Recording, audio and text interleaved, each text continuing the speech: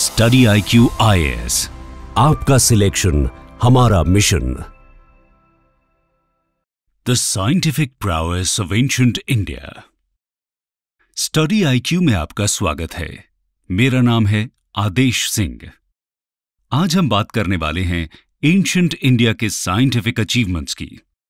Religion, philosophy, literature के साथ साथ एंशिएंट इंडियंस का mathematics, astronomy, science, medicine, Ayurveda, योग इत्यादि फील्ड्स में भी इमेंस कंट्रीब्यूशन रहा है। आइए हम एक एक कर सभी फील्ड्स के साइंटिस्ट्स और उनके अचीवमेंट्स की चर्चा करते हैं। शुरू करते हैं मैथमेटिक्स एंड एस्ट्रोनॉमी से। Mathematics and astronomy. आपको यह जानकर आश्चर्य होगा कि मॉडर्न डे मैथमेटिक्स के कई थ्योरम्स और कॉन्सेप्ट्स एंशिएंट इंडियन मैथमेटिशियंस को पता थे, लेकिन प्रॉपर दस्तावेज और प्रचार प्रसार में कमी होने के कारण उन्हें वो स्थान नहीं मिल पाया जो उनके वेस्टर्न काउंटरपार्ट्स को मिला है। उदाहरण के लिए हम एंशिएंट ग्रीक मैथमेटिशियन यूक्लिड की पॉपुलैरिटी से बहुत हद तक परिचित हैं, पर आज हम कुछ इंपॉर्टेंट एंशिएंट इंडियन मैथमेटिशियंस और एस्ट्रोनॉमर्स के कॉन्ट्रीब्यूशंस को भी अच्छे से जानेंगे। इनमें सबसे पहले बात करते हैं बौद्ध्यान की। बौद्ध्यान ने कई कॉन्सेप्ट्स और थ्योरम्स दिए थे जिसे वेस्टर्न वर्ल्ड ने बाद में रीडिस्कवर किया था। जैसे उन्होंने सबसे पहले पाई का वैल्यू कैलकुलेट किया था, जिससे किसी भी सर्कल का एरिया और सर्कमफ्रेंस कैलकुलेट किया जा सकता था। उनकी किताब सुल्वसूत्रा में पाइथागोरस थ्योरम जैसा इक्वेशन हमें पाइथागोरस से पहले देखने को मिला है।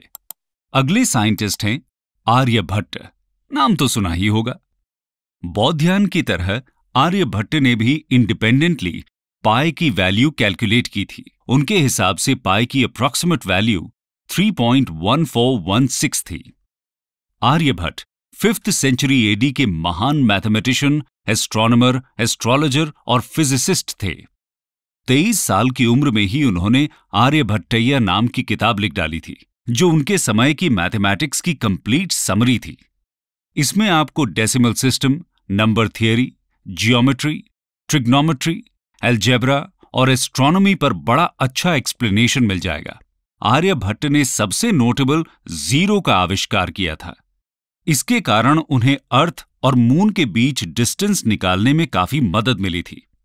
स्पेस साइंस में आर्यभट्ट ने हमारे सोलर सिस्टम के बारे में बहुत इंपॉर्टेंट हाइपोथेसिस दिए थे, जो बाद में चलकर सच साबित हुए थे। एस्ट्रोनॉमिकल ऑब्जर्वेशन के आधार पर उन्होंने बताया था कि अर्थ अचल यानी इमूवेबल नहीं है, बल्कि अपने एक्सिस पर रोटेट करती हुई एक स्फेरिकल बॉडी है। उन्होंने हीलियोसेंट्रिज्म का भी कॉन्सेप्ट दिया था, जिसके अनुसार सभी प्लैनेट्स सूर्य का चक्कर लगाते हैं।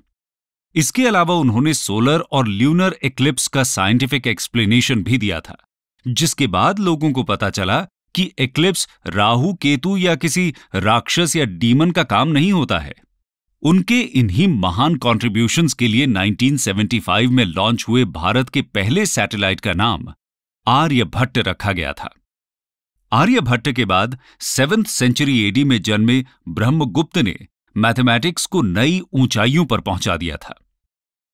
आइए जानते हैं ब्रह्मगुप्त के बारे में। ब्रह्मगुप्त का मल्टीप्लिकेशन करने का मेथड आज के मल्टीप्लिकेशन मेथड से काफी सिमिलर था। उन्होंने मैथ्स में जीरो से रिलेटेड ऑपरेशंस इंट्रोड्यूस किए थे और साथ ही उन्होंने ब्रह्म स्फुट सिद्धांतिका नामक बुक भी लिखी थी, जिससे अरब्स को इंडियन मैथमेटिकल सिस्टम्स का पता चला था। इस किताब में कई मेजरिंग इंस्ट्रूमेंट्स का भी मेंशन है, जिससे उस समय के एस्ट्रोनॉमर्स रीडिंग लिया करते थे। हमारे अगले मैथमेटिशियन हैं भास्कराचार्य। आइए अब जानते हैं भास्कराचार्य के बारे में। ब्रह्मगुप्त से 500 साल बाद 12th सेंचुरी AD में जन्मे भास्कराचार्य उस समय के लीडिंग मैथमेटिशियन हुआ करते थे। उनका जन्म कर्नाटका के बीजापुर डिस्ट्रिक्ट में हुआ था। उन्होंने सिद्धांत शिरोमणि नाम से एक फेमस बुक लिखी थी, जिसमें 4 सेक्शंस थे। लीलावती यानी अरिथमेटिक, बीजगणित यानी अलजेब्रा, गोलाध्याय यानी स्फीयर और ग्रहगणित यानी mathematics of planets. 19th century में जेम्स टेलर ने लीलावती सेक्शन का इंग्लिश ट्रांसलेशन किया था, जिससे पूरी दुनिया को भास्कराचार्य के ब्रिलियंट मैथमेटिकल कॉन्सेप्ट्स का पता चला था। उन्होंने अलजेब्रिक इक्वेशन सॉल्व करने के लिए साइक्लिक मेथड इजाद किया था, जिसे यूरोपियंस ने बाद में इनवर्स साइक्लिक मेथड नाम से पॉपुलराइज किया। इसके अलावा जैन गुरुओं ने भी मैथमेटिक्स के फील्ड में बहुत योगदान दिया था। महावीराचार्य उनमें से एक थे। चलिए जानते हैं महावीराचार्य के बारे में। महावीराचार्य ने 850 एडी में गणित सार संग्रह लिखा था, जो आपको आज के अलजेब्रा टेक्स्ट बुक से काफी मिलता जुलता लगेगा। उन्होंने जॉन नेपियर के एलसीएम निकालने के मेथड से बहुत पहले एलसीएम निकालने का मेथड इजाद कर लिया था। मैथ्स और एस्ट्रोनॉमी के साथ साथ एंशिएंट इंडियंस ने साइंस के फील्ड में भी बहुत योगदान दिया था। आइए देखते हैं साइंस। साइंस की बात करें तो सबसे पहले नाम कनाद का आता है। 6th सेंचुरी बीसी में जन्मे Kanad Vaisheshika school of philosophy से ताल्लुक रखते थे। उनका असली नाम औलुक्य था, पर बचपन से उनकी रुचि कण यानी माइन्यूट पार्टिकल्स में थी, जिसके कारण उनका नाम कनाद पड़ गया था। आश्चर्य की बात यह है कि डाल्टन से करीब 2600 साल पहले उन्होंने एटॉमिक थ्योरी दी थी, जो मॉडर्न एटॉमिक थ्योरी के काफी करीब थी। कनाद के बाद 6th सेंचुरी एडी में जन्मे वाराहमिहिरा एंशिएंट इंडिया के दूसरे वेल नोन साइंटिस्ट थे। तो जानते हैं वाराहमिहिरा के बारे में। वाराहमिहिरा ने हाइड्रोलॉजी, जियोलॉजी, इकोलॉजी और एस्ट्रोलॉजी यानी ज्योतिष शास्त्र में बहुत बढ़िया काम किया था। फॉर एग्जाम्पल, अगर उदाहरण लें तो उन्होंने ऐसे 6 जानवरों और 30 पौधों के नाम बताए थे जिससे ग्राउंड वाटर का पता लगाया जा सकता था। इसके अलावा बृहद संहिता नामक किताब में वाराहमिहिरा ने अर्थक्वेक प्रिडिक्शन पर एक पूरा चैप्टर लिखा था।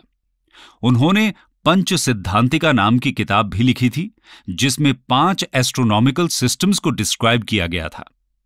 एस्ट्रोनॉमी के साथ साथ केमिस्ट्री के फील्ड में भी एंशिएंट इंडिया बहुत आगे था, जिनमें सबसे प्रमुख नाम आता है नागार्जुना का। जानते हैं नागार्जुना के बारे में। 10th सेंचुरी एडी में जन्मे नागार्जुना ने केमिस्ट्री और मेटलर्जी में कमाल का काम किया था। उन्होंने अपना पूरा जीवन किसी भी मेटल को गोल्ड में कन्वर्ट करने के रिसर्च में लगा दिया था, जिसे एल्केमी भी कहा जाता है।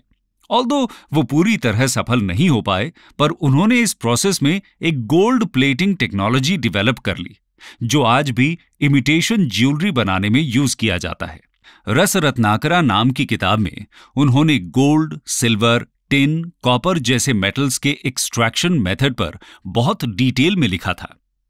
इसके अलावा मेटलर्जी में एंशिएंट इंडिया की प्राउएस का पता आप गुप्ता एज में बने दिल्ली आयन पिलर से भी लगा सकते हैं, जिसमें आज तक जंग नहीं लगा है। ये तो थी केमिस्ट्री और मेटलर्जी की बात। एंशिएंट इंडिया में मेडिकल साइंस बाकी साइंसेस से किसी भी मामले में पीछे नहीं था। आइए देखते हैं मेडिकल साइंस। मेडिसिन और सर्जरी। मेडिकल साइंस के 2 प्रमुख डिविजन्स होते हैं। प्राचीन भारत में आयुर्वेदिक मेडिसिन और सर्जरी दोनों तरीके से मरीजों का इलाज किया जाता था। आयुर्वेदिक मेडिसिन में आत्रेय ऋषि और चरक का नाम सबसे पहले लिया जाता है। आत्रेय ऋषि द्वारा लिखी गई किताब आत्रेय संहिता दुनिया की ओल्डेस्ट मेडिकल बुक्स में से एक है। उसके बाद चरक भी आयुर्वेद के पायनियर डॉक्टर थे। वे महाराज कनिष्क के राजवैद्य यानी रॉयल डॉक्टर हुआ करते थे। काफी रिसर्च के बाद उन्होंने चरक संहिता लिखी थी, जिसमें विभिन्न बीमारियों की रूट कॉज और ट्रीटमेंट दोनों पर डिटेल्ड डिस्कशन किया गया था, जो आज भी रेलेवेंट है। मेडिकल साइंस के दूसरे डिवीजन सर्जरी के फील्ड में सुश्रुत का हाथ पूरे एंशिएंट इंडिया में कोई नहीं पकड़ सकता था। प्लास्टिक सर्जरी यानी राइनोप्लास्टी और कैटरैक्ट सर्जरी यानी ऑप्थेल्मिक सर्जरी के लिए सुश्रुत आज भी याद किए जाते हैं। उस समय नाक या कान काट देना कॉमन पनिशमेंट हुआ करता था। ऐसे में सुश्रुत द्वारा की गई सर्जरी से लोगों को नई पहचान मिली थी। सुश्रुत संहिता नाम की किताब में उन्होंने सर्जरी के अलावा 1100 बीमारियों और 760 मेडिसिनल प्लांट्स के बारे में भी बताया था। ये प्लांट्स आपको आज कई घरेलू नुस्खों में मिल जाएंगे, पर जरूरी नहीं है कि सारी बीमारियों का इलाज आयुर्वेदिक मेडिसिन और सर्जरी से ही हो जाए। कुछ बीमारियां खराब लाइफस्टाइल के कारण भी हो जाती हैं। प्राचीन भारत ने ऐसी बीमारियों से निपटने के लिए योग का इजाद किया। पतंजलि एंड योग। योग हीलिंग विदाउट मेडिसिन पर फोकस करता है। पतंजलि के योग सूत्र के अनुसार इसमें फिजिकल एक्सरसाइज यानी आसन, मेडिटेशन और ब्रीदिंग एक्सरसाइज यानी प्राणायाम के कॉम्बिनेशन से फिजिकल, मेंटल, इमोशनल और स्पिरिचुअल बैलेंस अचीव किया जाता है। योग शब्द संस्कृत वर्ड युज से आया है, जिसका मतलब टू यूनाइट होता है। योगिक स्क्रिप्चर्स की माने तो योग करने से इंडिविजुअल और यूनिवर्सल कॉन्शियसनेस एक हो जाते हैं, जिससे माइंड और बॉडी, ह्यूमंस और नेचर में परफेक्ट हार्मनी एस्टैब्लिश होता है। योग के इन बेनिफिट्स के कारण ही 2015 से हर साल 21 जून को इंटरनेशनल योगा डे मनाया जाता है।